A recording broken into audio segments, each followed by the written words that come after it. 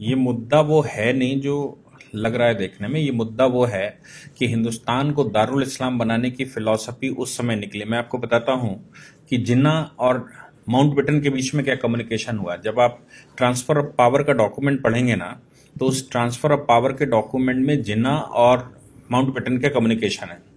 जिन्ना कह रहा है कि हिंदुस्तान मुसलमानों से तुमने अंग्रेजों ने लिया था और मुसलमानों को वापस क्यों नहीं करोगे, मुसलमानों से वापस लिया था, मुसलमानों को वापस क्यों नहीं करोगे। ये जिन्ना की पॉलिसी है, इसलिए हमको यहाँ का राष्ट्राध्यक्ष घोषित किया जाए। लेकिन उस समय ये संभव नहीं था क्योंकि आंदोलन में तो कांग्रेस पार्टिसिपेट कर रही थी, कांग्रेस उसमें मेल रोल पे थी और कांग्रेस लीडरशिप ही अंग्रेज से लड़ रही थी। पूरी उस समय की कांग्रेस लीडरशिप मतलब देश की लीडरशिप। कांग्रेस आज की कांग्रेस से उसको कंपेयर मत करिएगा। तो कांग्रेस मतलब आंदोलन में। तो अब जिन्ना को कैसे सत्ता ट्रांसफर हो जाएगी, वो कांग्रेस भारी है। तो जिन्ना ने एक प्रस्ताव दिया कि हमको एक छोटी सी जगह हिंदुस्तान के अंदर दे दो जहां से मैं दारुल इस्लाम बना लूंगा। उस पॉलिसी के तहत हिंदुस्तान में इसका बंटवारा हुआ, पाकिस्तान दिया। पाकिस्तान ने कंसिस्टेंटली अपनी पॉलिसी जो शुरू की वो डे वन से यही थी कि हिंदुस्तान को कैसे दारुल इस्लाम बनाना। और इसी पॉलिसी के तहत नेहरू उनके चक्कर में आ गए और नेहरू और लियाकत अली समझौता हो गया। उस समझौते में हिंदुस्तान में मुसलमान रोक दिए गए और पाकिस्तान में हिंदू रोक दिए गए। उनको मालूम था हिंदुओं को तो हम वैसे ही निपटा लेंगे, लेकिन यहाँ जो मुसलमान हम रोक देंगे, ये मुसलमान किसी न किसी दिन हमारा सहयोग ही करेगा। ये उनको उस समय मालूम था। उस पॉलिसी के तहत 1947 में कश्मीर पर उन्होंने अनायासी हमला कर दिया। 1962 में चाइना से हमारा वॉर हुआ, हम थके बड़े बैठे हुए थे। 1965 में बिना किसी कारण के, नेहरू के मरने के बाद जब शास्त्री जी सत्ता में बैठे, तो शास्त्री जी के खिलाफ अपने आप उन्होंने युद्ध कर दिया बिना किसी कारण के। क्योंकि उनको एक कंसिस्टेंट पॉलिसी है कि हिंदुस्तान पर कब्जा कैसे करना है, इसको दारुल इस्लाम कैसे बनाना।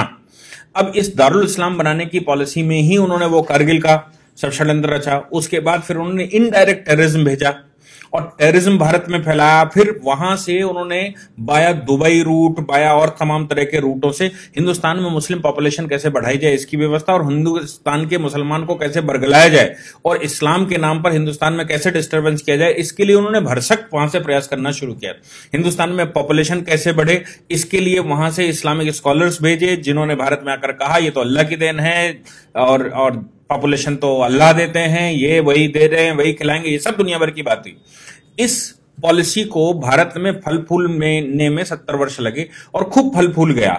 समस्या यह आई कि 2014 में जो सरकार बैठी, उस सरकार ने इस पॉलिसी को कंट्रोल करने के लिए कुछ काम करना शुरू किया। लोग कहते हैं कि आपने ये 370 2019 के बाद क्यों हटाया, आपने ट्रिपल तलाक 2019 के बाद क्यों हटाया, आपने ये दुनिया भर की बातें। सोच कर देखिए कि सरकार उस समय कैसे बैकग्राउंड बना रही थी, कैसे वो ग्राउंड बना रही थी और उसने क्या क्या किया। आप सोचिए कि जो नोटबंदी हुई, उस नोटबंदी में सबसे ज्यादा आहत कौन हुआ?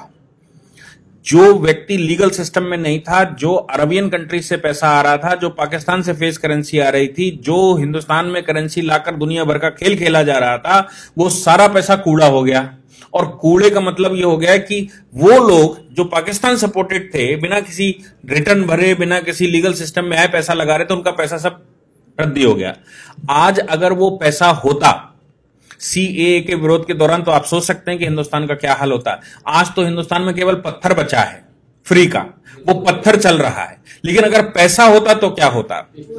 दूसरी उनकी बात जो वो करना चाहते कि हिंदुस्तान में पॉपुलेशन बढ़ाएंगे, दारुल इस्लाम बनाएंगे, गजबाए हिंद लाएंगे, ये सारी बातें जो उनके दिमाग में थी, उन सब पर 2014 के बाद रोक एक एक करके लगनी शुरू हो गई। क्योंकि उन्होंने कहा सब लीगल सिस्टम में आएंगे, नोट भी लीगल सिस्टम में आएगा, व्यापार भी जीएसटी लीगल सिस्टम में आएगा, भारतवर्ष से इंपोर्ट और भारतवर्ष में आने वाला पैसा, आपको याद है 20,000 एनजीओ एक साथ बंद की गई थी।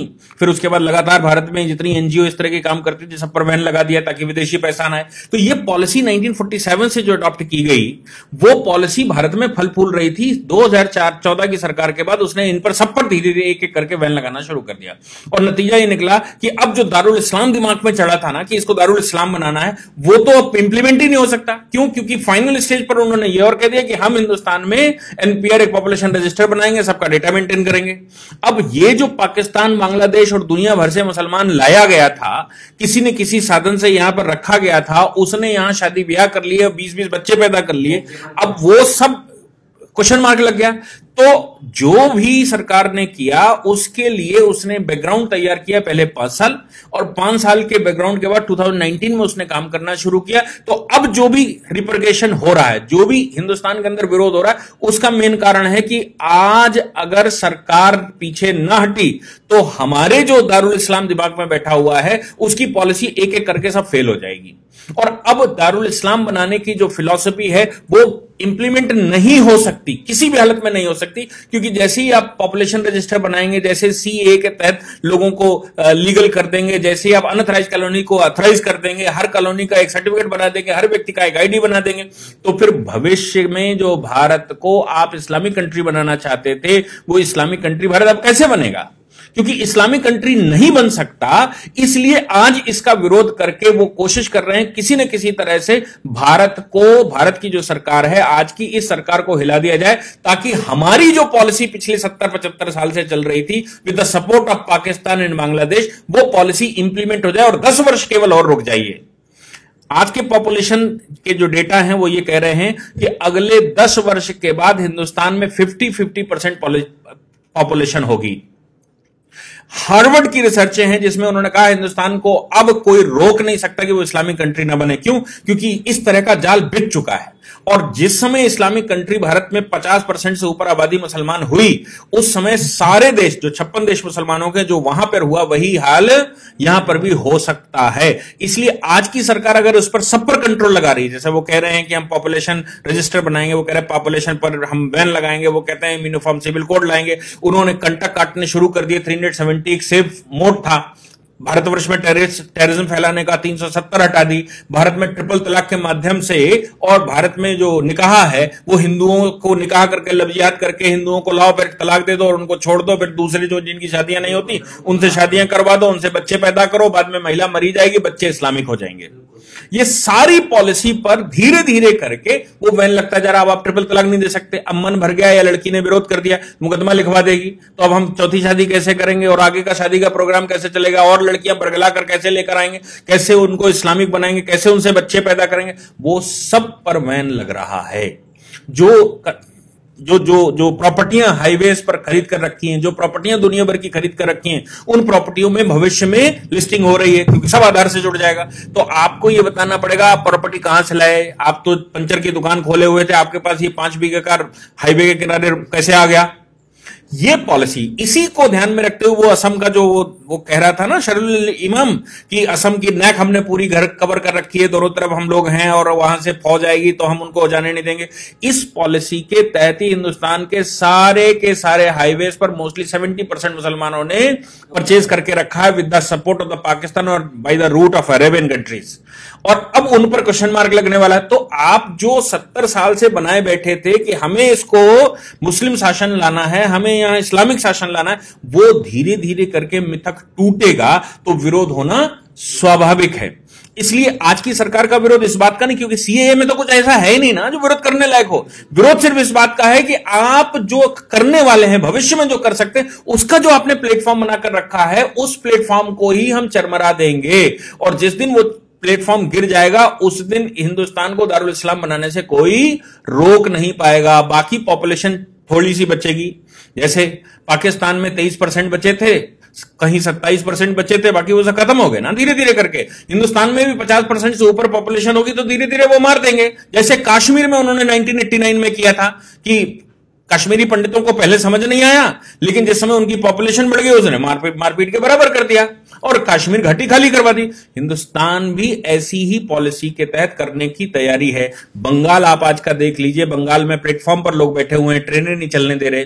असम की हालत कुछ जगहों की देख लीजिए, जम्मू कश्मीर हम पहले से देख चुके हैं, केरला की हालत देख लीजिए, दिल्ली की हालत देख लीजिए कि दिल्ली में कोई काम नहीं होने दे रहे, पुलिस की गाड़ियां नहीं निकलने दे रहे, सामान्य आदमी का जन सैलाब नहीं निकलने दे रहे, असामान्य गतिविधियां नहीं होने दे रहे। ये पॉलिसी के तहत हो रहा था। इसको बस इतना हो गया कि सरकार देर से आई, लेकिन सरकार ने पहले बेस बनाकर इस तिलिस्म को तोड़ना शुरू किया। अब तोड़ना शुरू किया तो आगे भविष्य का भारत कैसा होगा यह दिख रहा है। और अगर भविष्य का भारत आज न बना इस सरकार के द्वारा तो हिंदुस्तान समाप्त हो चुका है। जिन्ना की पॉलिसी जिसके तहत उसने पाकिस्तान लिया था और जो उसने कहा था कि एक छोटे से कुनबे को कोने को लेकर हम हिंदुस्तान को पाकिस्तान बना लेंगे, हिंदुस्तान पर शासन ले आएंगे, वो हो चरितार्थ होता दिखाई दे रहा है। अगर आज सरकार को सपोर्ट ना हुआ और आज सरकार ने काम किया, आज अगर रिटेलिएशन ना हुआ, चाहे उसके लिए सरकार को गोलियां चलानी पड़े, चाहे सरकार को कोई एक्टिविटी करनी पड़े, कोई स्टेज आनी पड़े, सीरिया में जैसे आज हो रहा है, करना पड़ा ना, बाद में बम फोड़ने पड़ते हैं ना, बाद में मिसाइलें चलानी पड़ती है ना, तो क्यों नहीं आज चलाते? आज चलाकर आप वो सिचुएशन रोक सकते हैं और आपके पास कोई और दूसरा रास्ता बचेगा नहीं, और अभी नहीं बचा है।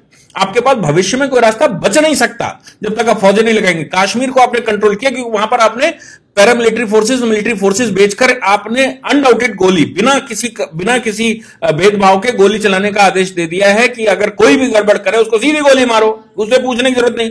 वो अगर आपने आज हिंदुस्तान में ना किया तो हिंदुस्तान 2040 में समाप्त हो चुका है। वर्ल्ड के किसी भी फोरम की रिपोर्ट उठाकर देख लीजिए, सब यही कह रही है।